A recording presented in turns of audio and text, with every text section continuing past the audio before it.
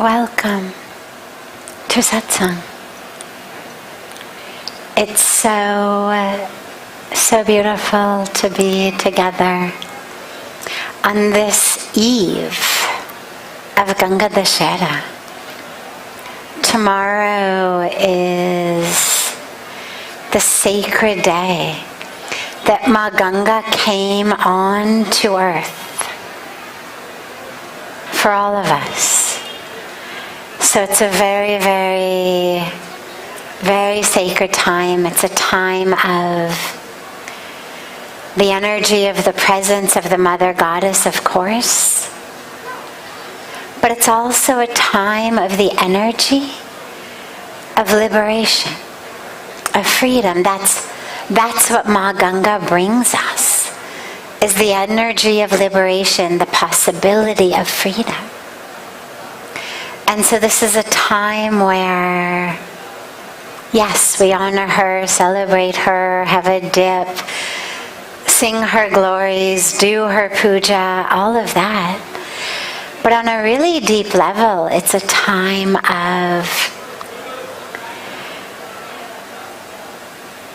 deeply, deeply accepting that beautiful invitation she gives us to be free. I mean, it's like she's flowing every minute, essentially saying, hello, hello, I'm here, hello, hello, hello, be free, hello, let go, hello, let go, hello, be free. And the question for us is, are we able to tune into that? Are we able to answer that call? Are we able to say yes to that invitation? So it's a very sacred time for us as well. A very auspicious time to answer that invitation of the Mother. So we always begin satsang with one of the questions that comes to us from our online audience. And then we'll open it up to any questions that anyone here might have.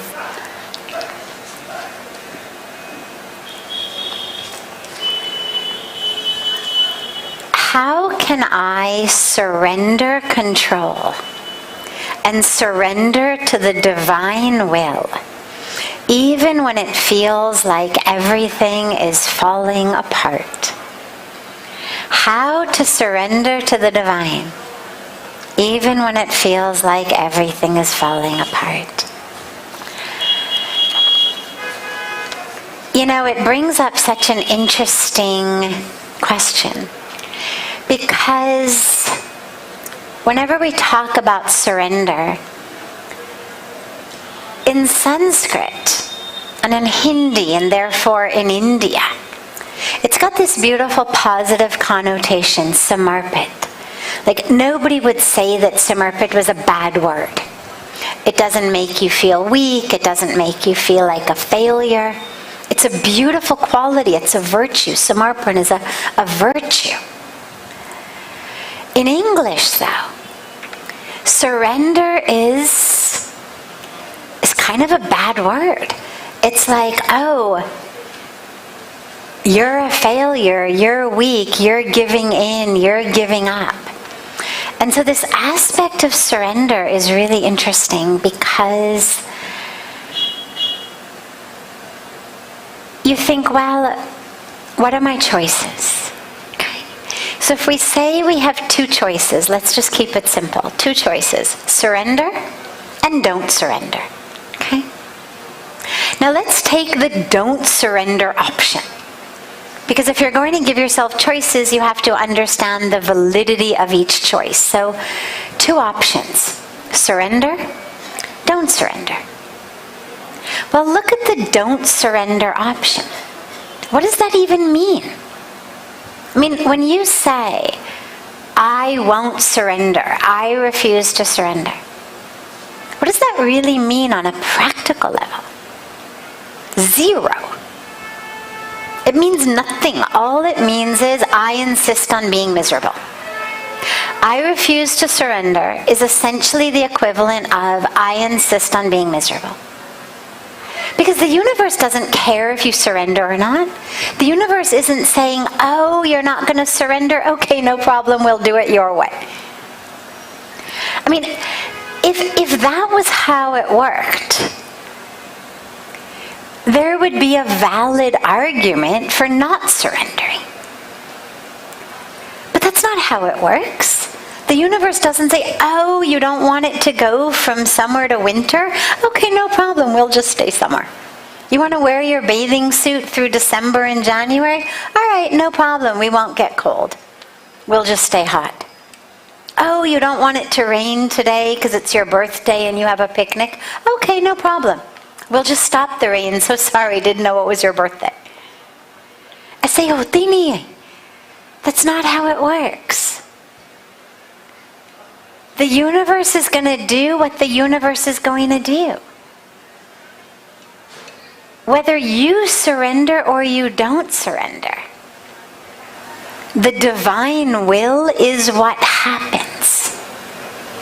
There's no voting. I've never heard of a situation where God takes a vote and says, all in favor of winter coming this year, raise your hand. All in favor of it not coming, raise your hand. It doesn't happen like that. The seasons move, nature happens. It rains on your birthday sometimes. Houses burn down, people get sick. People we love die. Stock markets collapse. You get stuck in traffic. Things happen. Life happens. The universe happens. And us not surrendering does not keep it from happening. That's the big fallacy. Is if you say, I'm not going to surrender, it simply means I insist on being miserable. And that's where we really have to look at this logically. Yes, surrender is a spiritual practice, but it's also a really common sense, logical choice you have to make. Everything happens according to God's will, not our will, anyway. If we don't align ourselves with God's will, all you're doing is trying to row a boat upstream. So the way we surrender, even as the questioner asked when it seems like everything's falling apart, is we surrender because everything's falling apart. We say, okay, I don't have the answer here. If I could have fixed this, I would have fixed it. Mera bas ka hote to main kar deti. But it's not happening for me.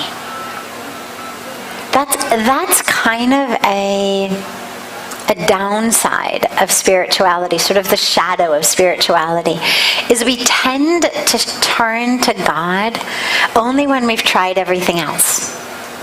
Everything else I've tried doesn't work, therefore I surrender. Therefore I turn to God. So by the time we get to surrender, it means I have tried everything else, nothing works. And so we surrender, not because it's going to change the present situation, but because it's going to change our mental situation. Surrender doesn't change paristiti, but it changes our swastiti, our internal situation. Paristiti is going to do what paristiti is going to do. But surrender is the choice that we make when we finally realize it's not in my hands, it's in your hands. And every minute and every moment that I'm spending trying to hold on, trying to have control, is a moment spent in futility and frustration. I mean, ask yourself, has it ever worked when I took on God? Did it ever work when I took on the universe? The universe was, universe is going one way, I'm going the other way. Did the universe ever say, hey, wait up, we were just kidding, we're going to come along? We surrender because it is the only way to live in peace, in joy, and in connection. Because if you're constantly fighting what is, you'll never be happy. What is what is going to be. That is just how it is. Our choice is how are we. Surrender brings us into alignment with the universe. It says, your will be done. Not my will, but your will. And again, God's will is what's done anyway. But it's just an acknowledgement, a Gyan Yogic acknowledgement of what is, so that we can live in peace, in joy, and in alignment with that. Otherwise, you're just, as I said, you're rowing the boat upstream. Yeah, great question. Any other questions that anyone has? Yes, of course. Come to the mic. Sanjay इसको थोड़ा सा इस तरफ कर दो. बस, धन्यवाद.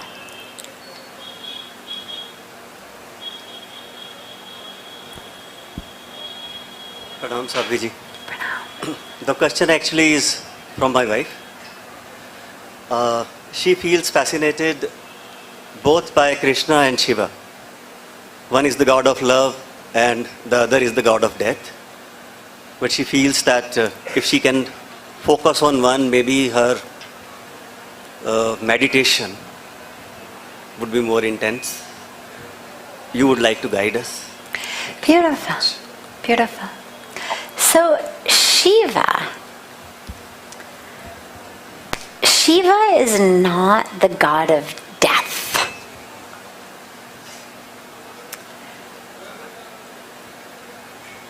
When we speak about destruction, we say Brahma is the divine energy of creation. Vishnu and his avatars are the divine energy of sustenance.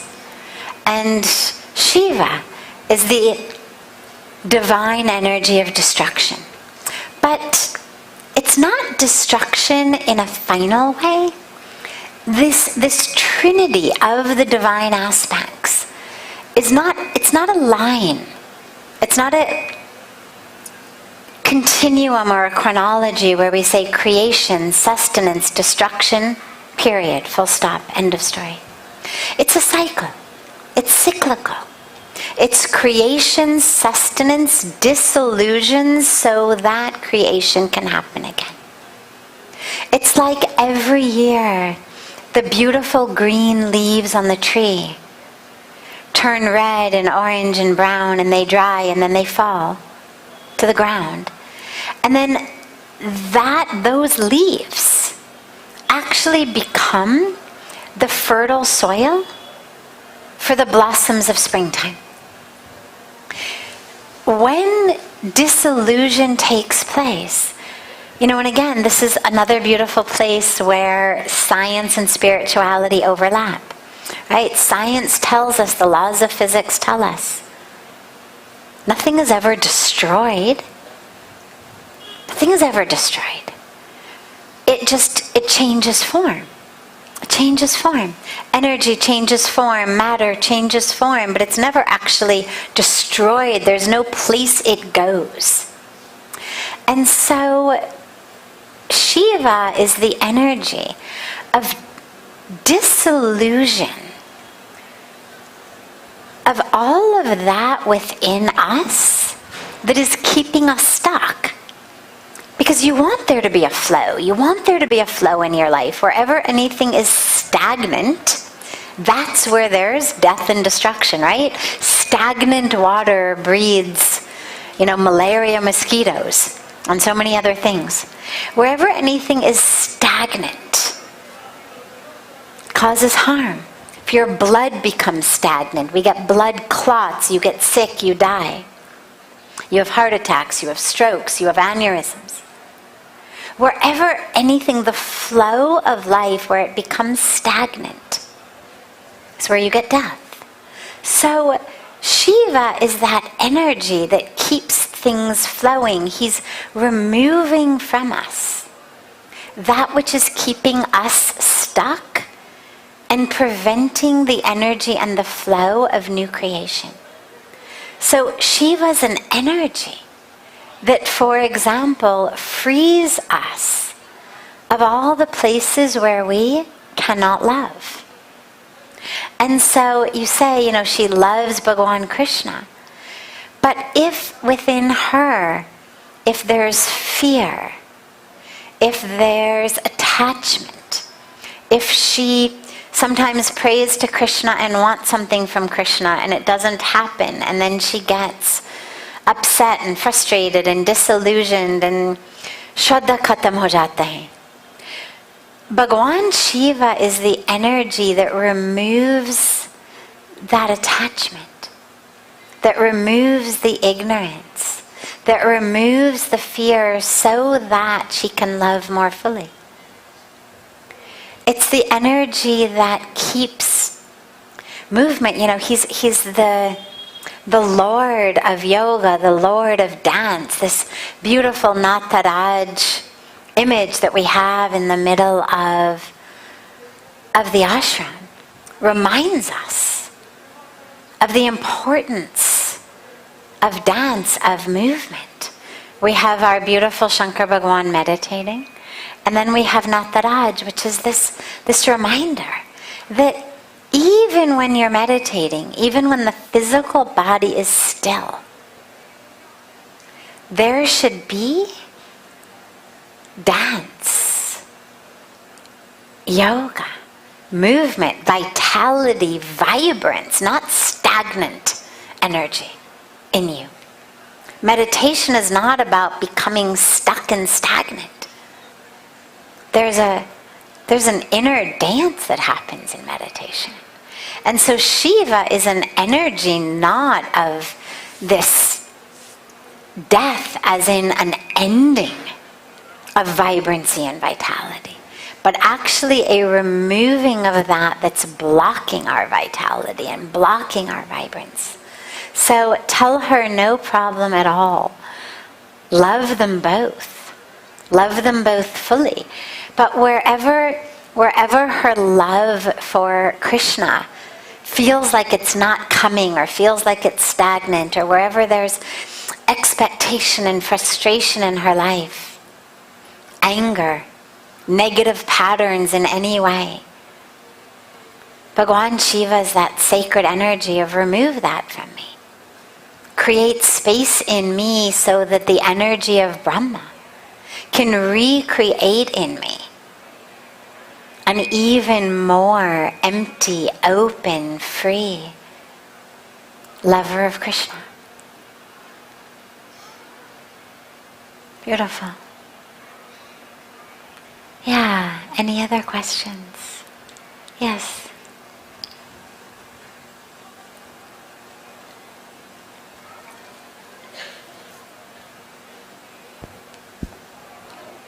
Har Har Ganga Sadhviji.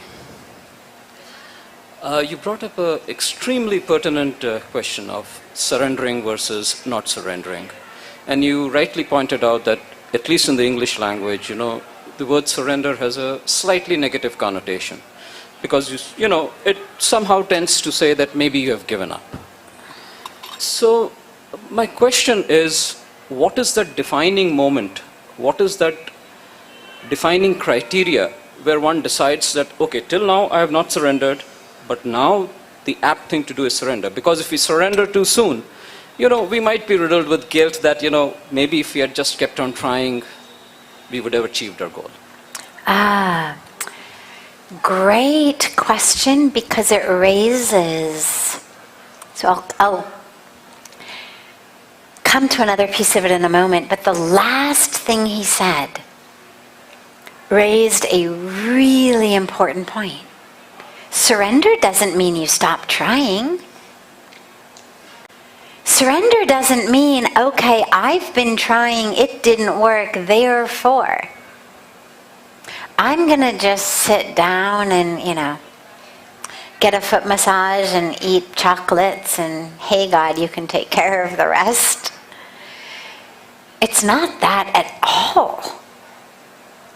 It's not giving in. It's not giving up. Surrender is in the mind much more than in the actions. And that's where I think we've got a bit of a misnomer in English. The Sanskrit language is so much more rich. If two countries are fighting in a war, and one country gives up, piche hatte, and they say forget it. Now, I don't know what the Hindi word for that would be, but I know that it's not going to be samarpan. There's going to be some Hindi word in which you would say, वो लोग पता लगाया कि हम इतने मजबूत हैं कि वो पीछे हट गए. They went back. And there's going to be some other verb meaning they gave up.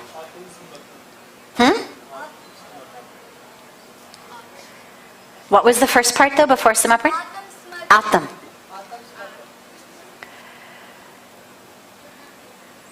Which is very different from the Samarpan to God. Very different. We're not talking about the same thing at all. And the dilemma is that in English we have one word, and it means I give up, you win, and it also means I offer my life to God. And those two things are so different. So different. Samarpan to God is not about weakness. You surrender in a war, you are weak. It's like, we threw in the towel. Nothing more we could do. All of our guys are dead. We have no more strength. We give up. You win. You are stronger. We are weak. We are nothing. Surrendering to God is not weakness. It's alignment. When you surrender in war, you don't join the other party. You go back home and lick your wounds. Right? I've never heard of a situation in history where two countries were at war. One wins, one loses and surrenders, and they end up saying to the country who won, can we join you? They go back, they lick their wounds, maybe they gear up for the next war, they rebuild their army. When we surrender to God, it's an alignment. It's saying, the way that I've been doing things clearly doesn't work. You show me the way. I'm going to keep trying. But instead of it being up to me, I'm going to leave it up to God. So let's say that I have a project that I want to happen. I'm going to keep working on it, keep working on it, keep working on it. But where prior to surrender in my mind, it was all up to me. I'm going to make this happen. I'm going to make it happen. I'm going to make it happen. When I finally surrender, I realize, okay, God, as much as I could do, I've done it. I don't have any other way. You have to come in. If you want this to happen through me, you come in and make it happen. I'm going to keep working though. I'm going to keep working. Now, sometimes in surrender though, sometimes in alignment we realize, oh, the river's flowing in the other direction. Oh, I've been rowing my boat the wrong way.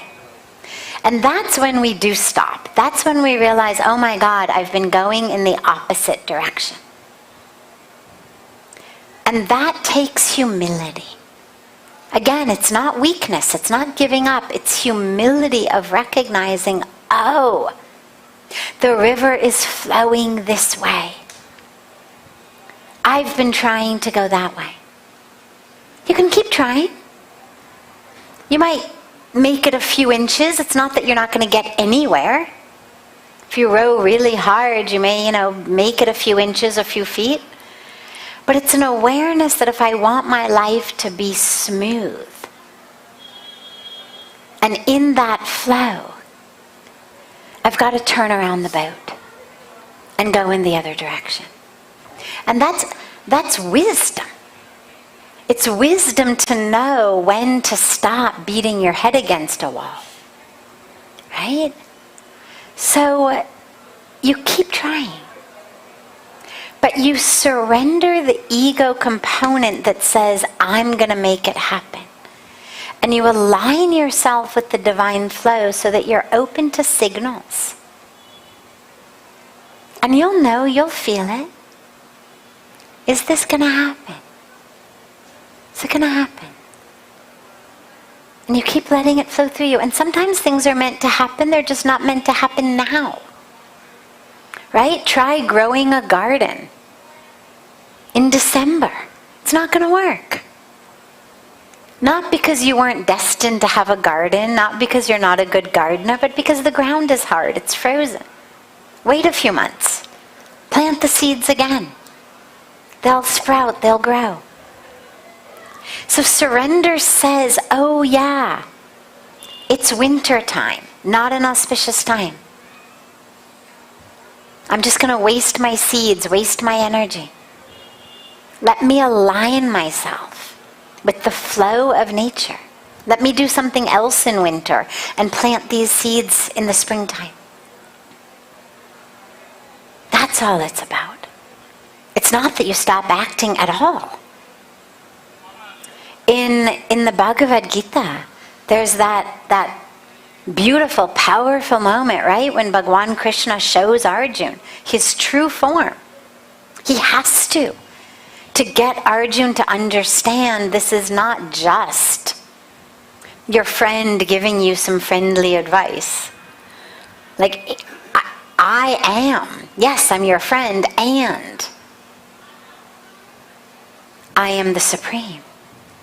And when Arjuna sees that, it's not that he stops acting at all. It's the opposite. It's like yes. I will do as you say. Karashe vachanam tava.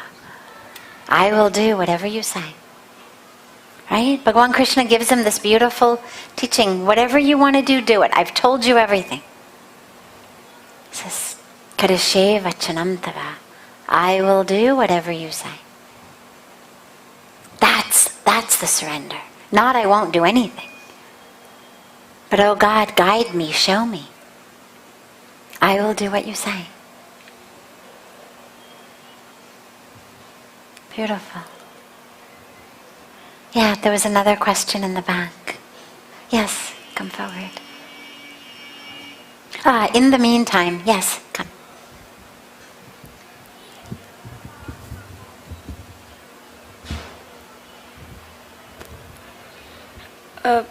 I have a question that how to end your more desires. How do you? And your more desires. Beautiful. So stay there at the, wait, stay at the mic. How do you end all of your desires, the more and more desires? Beautiful. So, actually, you know what? Do me a favor. Come here. Come here. Yeah, cordless de dongo. Because then everybody can see you properly. That's why. Thank you. Bus. So he said, how do you end your so many desires? So it's a beautiful question. The goal is not to become absolute desireless. For example, when you wake up in the morning, okay? Picture yourself in your bed. You've woken up. Okay? What are some of the desires you have first thing in the morning while you're still in bed? I want to sleep. I want to sleep more. Okay, pretend it's a beautiful Sunday. and you've slept in, you're fully rested, you didn't wake up by an alarm, किसी ने आपको नहीं जगाया, अपने आप उठ गए, फिर थोड़ा देर सो लिया, फिर उठ गए, एकदम fresh. Okay? You're totally fresh. Now, what are your desires while you lie in bed? I want to travel. You want to travel, okay? And? Beautiful. And what else? And Tell me 2, 3, 4, whatever, 5 desires, whatever comes to you. And to discover more things, travel outside, play games, And? and to this only. Travel, discover, and play games. Anything else? Or to do scientific experiments. What type of scientific experiments? Like how this works, how this will happen if I will do this or this. Beautiful, beautiful. So, those desires are what get you out of bed in the morning. Yes. Right? Usse pehle, I bet you have a desire for breakfast. Yes. Right? Lying in bed, you desire breakfast, I imagine. Tasty breakfast. Tasty breakfast, of course, naturally. Tasty breakfast. Our desires actually catalyze our actions. Bare minimum, lying in bed, people, not so much your age, but our age, people have a desire, I should get up and go to the bathroom. First desire that comes to most people's mind in the morning is, let me go to the bathroom. Let me have breakfast. Let me start the day. It's what gets us up. Let me be with my family. And then bigger things. I want to travel. I want to do experiments. I want to create things. I want to discover. I want to learn. These desires are what get you out of bed. If you had no desire for anything, would you ever get out of bed? But my desires never end. I have this question. Yeah, we're going to get there. We're going to get there. But just bear with me, okay? So desires move your actions. Yes. Okay? That's wonderful. Now, what you've learned at a very young age is perfect and very true. There is no end to desires. Desires create more desires, create more desires, create more desires. Now, as a core situation, that is actually not a problem. The goal of life is not to desire nothing. If you desire nothing, it's very, very difficult to be motivated to do anything, even on a spiritual level. We desire to be closer to God. We desire deeper and deeper awakening, enlightenment, realization, moksha. We desire to be more and more pure tools in God's hands to do more seva. These are desires, Yes. right? They get us out of bed. They keep us moving every day. If I didn't have a desire to know God, why would I sit like this in the morning and the evenings, right? All of what we do comes from desires. So desires are not the enemy. The enemy is the expectation that my desire will be fulfilled. So, I want a tasty breakfast. Turns out, mom is not feeling well today, and dad made breakfast. Now maybe it's the first time dad's ever made breakfast in his life. Maybe dad is not such a good cook. Maybe dad doesn't really know what tasty means. Maybe dad was on a phone call or thinking about something else or doing something else, and he kind of messed up breakfast. Not tasty. Now, I have 2 options. One option is, I eat it anyway. Tika, no problem, come se come. Something has gone in my stomach, I can start my day. Or I let that untasty breakfast ruin my day. I fight with dad, I criticize him, yell at him, then he yells at me, then the whole day is ruined. Those are my 2 options. The desire for a tasty breakfast, not the problem. The expectation that I will get what I want, that's That's the problem. Because when your expectation is not fulfilled, then you become angry Yes. and frustrated. The desire to travel, no problem. But oh my God, I am stuck here again today. That's a problem. Yes. So, now at least we clarify what the problem is. The problem is the expectation. Now, I'm going to take you deeper. Even expectations are not the enemy. Look, we have to expect that whoever built our house knew what they were doing, or you would never be able to go to sleep at night. You would think, oh my God, house is going to fall down on me. My God, contractor, architect, if I cannot trust them, how anybody would ever sleep at night? Yes. Right? If we don't expect that there's not going to be an earthquake, there's not going to be a fire, there's not going to be, Ma Ganga's not going to rise up and sweep us all away. If we don't have those expectations, we could never go to sleep, we could never be peaceful. We would be constantly very stressed out, very worried, oh my God, oh my God, oh my God. So expectations actually hona chahiye. We need expectations. But, and this is where our spiritual practice comes in, have your desire. Have even your expectation, I want to travel, and I expect that in the future I will travel. I will discover things. I will do science. I will invent things. But if it doesn't happen immediately, or it doesn't happen exactly the way you pictured it, do not lose yourself. Do not get angry. Do not get upset. Practice. Practice every single day. One thing that you want, make sure that you don't get it. At least one thing every day. So if you love dessert, at least once a day you don't have it. If you want to play a game, at least once a day when you want to play, the answer is no. Train yourself. Train yourself in hearing the word no. From your parents, from teachers, and slowly, slowly you will learn how to hear the word no without getting angry, without getting upset, without fighting, so that as the universe tells you no sometimes, you understand that's okay. It happens. If not today, maybe tomorrow. And you realize my happiness is not worth a dessert or a game or an expectation.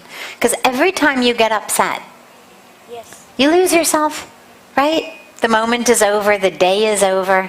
You make other people upset, then you feel guilty. Yes. Right? है ना? उनको भी दुख दिया. Then you're upset and also you feel guilty. Oh, पिताजी को वो नहीं कहना चाहिए था. Yes, yes. Right? Unnecessarily. Sometimes I do that. Hmm? Sometimes if I want something, I told my parents, and if my parents don't know, I got aggressive. And after some time, I feel guilty that I should not say to my parents that like words. Wonderful. Next time before you do that, ask yourself, is it worth it? I'm just going to feel bad later. Is it worth it? Really?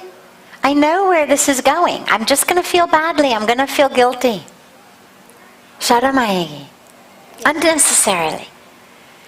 That's where you learn to use your free will. Even you're angry. Just take a deep breath, drink some cool water, chant the sacred mantras. Let that be your way of dealing. Whenever you don't get what you want, you chant. Gayatri mantra. Whatever mantra, any mantra, choose your mantra. But whenever you don't get what you want, you chant mantras. Okay. And then what'll happen is you'll learn how to hear no. Okay. And it won't make you upset. So keep the desires, keep the expectations. It's wonderful. You're going to travel. You're going to explore. You're going to discover. You're going to bring beautiful things to the world. But along the way, There will be setbacks, there will be failures, there will be times the universe says, no, not yet, not now, not this one. And in those moments, you grab onto the mantra and you chant and you chant and you chant and you fill yourself with that beautiful divine energy. Okay. Okay? I will try next. Wonderful. Beautiful.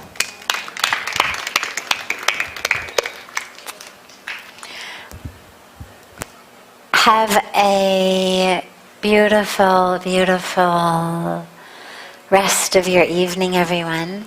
There's a sacred Sundarkand Path that is happening on the banks of Ganga. It will be starting very soon. It may have started already. It's going to go on until about 10:15 or so. It usually takes about 2 hours, 2.5 hours. So be sure to go down and enjoy that. It's those of you not familiar with the Ramayana, the Sundarkand is the chapter, the beautiful chapter. Kand means chapter, Sundar is beautiful. It's the beautiful chapter. And it's mostly dedicated to Hanumanji. And it's dedicated to the beautiful Bhakti Ki Shakti. So come down to the banks of Ganga, enjoy the beautiful Sundarkand. And remember, of course, as always, that we have beautiful yoga classes and meditation classes and philosophy classes and so much here every day at the ashram that's open to everyone. Tomorrow, as I said, is Ganga Dashera. We're going to be there's a morning yoga class from 6 to 7, as always. And then at 7, we'll be having a beautiful sacred dip in Ma Ganga. In the evening from 5:30, they will be chanting the Ganga Lahari and the stotras and the beautiful prayers for Ganga. We'll have Ganga Puja. All of that will be there in the evening just before the sacred arti. So, and of course in the morning at 8 is our beautiful morning fire ceremony that's open to everyone. Yes? And just if anyone else is interested, we've also got the Ganga Yoga Retreat, a 3-day retreat starting tomorrow. Okay. Anyone else know? Wonderful, 3 days. Great. We also have a very, very special retreat, a Ganga Yoga retreat that starts tomorrow, so 16th, 17th, 18th, and even if you can't join for all 3 days, you can join for part of it, right? You can, you just need to register. Lovely, yes, so you don't have to be there, even if you're only here for 1 or 2 days, you're welcome to join for 1 or 2 days of it.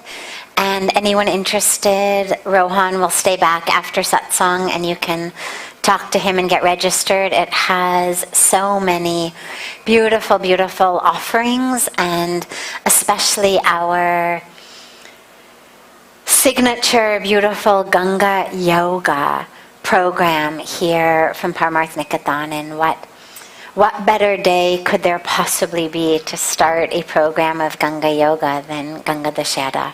So yeah, absolutely join us for the Ganga Yoga retreat. And have a beautiful, beautiful, beautiful evening to you all.